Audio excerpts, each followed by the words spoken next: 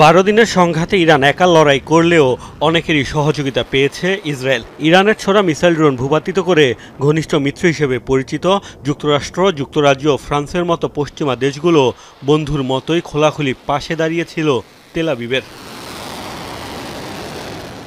মুসলিম দেশ জর্ডানের বিরুদ্ধেও রয়েছে ইরানের হামলা মাঝপথে ঠেকানোর অভিযোগ। তেহরানকে সরাসরি সহযোগিতা না করলেও সৌদি আরবকে অবশ্য শুরু থেকেই ইসরায়েলের বিরুদ্ধে কথা বলতে দেখা গেছে।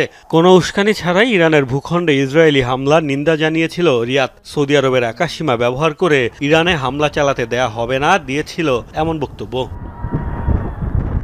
প্রকাশ্যে ইসরায়েলের নিন্দা জানানো সৌদি আরবের বিরুদ্ধে এবার উঠেছে গোপনে নেতানিয়াহু বাহিনীকে সহযোগিতার অভিযোগ। বিভিন্ন সূত্রের বরাতে এই চাঞ্চল্যকর তথ্য প্রকাশ করেছে তেল আবিব ভিত্তিক গণমাধ্যম ইসরায়েল হাইওম। তাদের এক অনুসন্ধানী প্রতিবেদনে দাবি করা হয়েছে, ইসরায়েলকে লক্ষ্য করে ইরানের ছোড়া ড্রোন ঠেকিয়েছে সৌদি আরবের বিমান বাহিনী। প্রতিবেশী জর্ডান, ইরাক ও নিজ দেশের আকাশসীমায় হেলিকপ্টার মোতায়েন করে এসব বিস্ফোরক বোঝাই চালকবিহীন আকাশযান ধ্বংস করেছে তারা।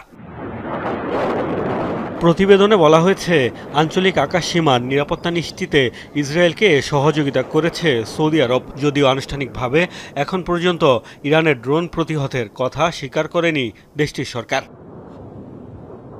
মধ্যপ্রাচ্যের অন্যতম শক্তিশালী বিমান বাহিনী সৌদি আরবের। অবশ্য দেশটির কাছে থাকা fighter jet, air defence system সহ বেশিরভাগ সমরাস্ত্রই ইসরায়েলের সবচেয়ে কাছের বন্ধু যুক্তরাষ্ট্রের দেয়া।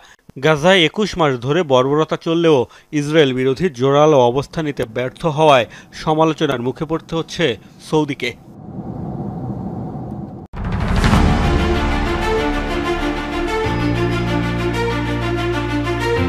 সকালের আলো খান ইউনুসের ঠিকমতো ছড়িয়ে পড়ার আগেই চারদিক কেঁপে উঠল এক ভয়াবহ বিস্ফোরণে। গাজার দক্ষিণে অবস্থিত এই যুদ্ধ বিধ্বস্ত শহর যেন একবারে আবার প্রাণ ফিরে পেল, এইবার প্রতিরোধের ছন্দে। বিস্ফোরণের শব্দে কেঁপে উঠল মাটি, আকাশে ধোঁয়া, আর গাজার বুকে উঠল প্রতিশোধের আগুন।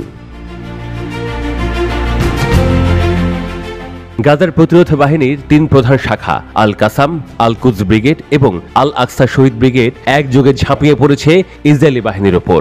খান ইউনুসের কেন্দ্রে আল মুজাম্মা স্ট্রিটে একটি ইসরায়েলি সাজোয়াজান লক্ষ্য করে ছোড়া হলো ইয়াসিন 105 রকেট। গর্জে উঠল আগুন, গার্ডার ধসে পড়ল, আর হঠাৎ দেখা গেল ইসরায়েলি হেলিকপ্টার উড়ে এসেছে আহতদের সরাতে।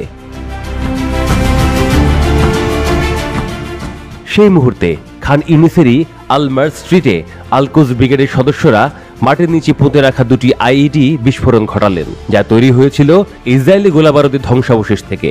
একের পর এক বিস্ফোরণে গুঁড়িয়ে গেল একটি শক্তিশালী মার্কাভা ট্যাঙ্ক। ধুলোর ঝড় কেটে গেলে দেখা গেল লৌহবর্ম ছিন্ন ভিন্ন এবং প্রতিরোধ যোদ্ধাদের চোখে বিজয়ের দীপ্তি। এদিকে আল কুদস ব্রিগেড জানায়, তারা সীমান্তের ওপার ইসরায়েলের দেরো শহরের দিকে রকেট নিক্ষেপ করেছে। একাধিক রকেট লক্ষ্যভ্রষ্ট হয়নি বলেই দাবি, যেগুলো আঘাত হানে নির ইজ্জাক ও মিফতাকিম বসতিতে। প্রতিরোধ বাহিনী জানায়, এই আক্রমণ ছিল ইসরায়েলি সামরিক যান চলাচলের রুট বন্ধ করার কৌশলের অংশ। তবে সবচেয়ে নাটকীয় ঘটনা ঘটে গাজা শহরের সুজাইয়া হুদা স্কয়ার এলাকায়। আল কুদস ব্রিগেড এখানে একটি জটিল ঘাঁটি অভিযান পরিচালনা করে। প্রথমে মাইনফিল্ড বিস্ফোরণে বাধা সৃষ্টি, এরপর পালিয়ে বাঁচতে গিয়ে ঘরে আশ্রয় নেয় ইসরায়েলি সেনারা।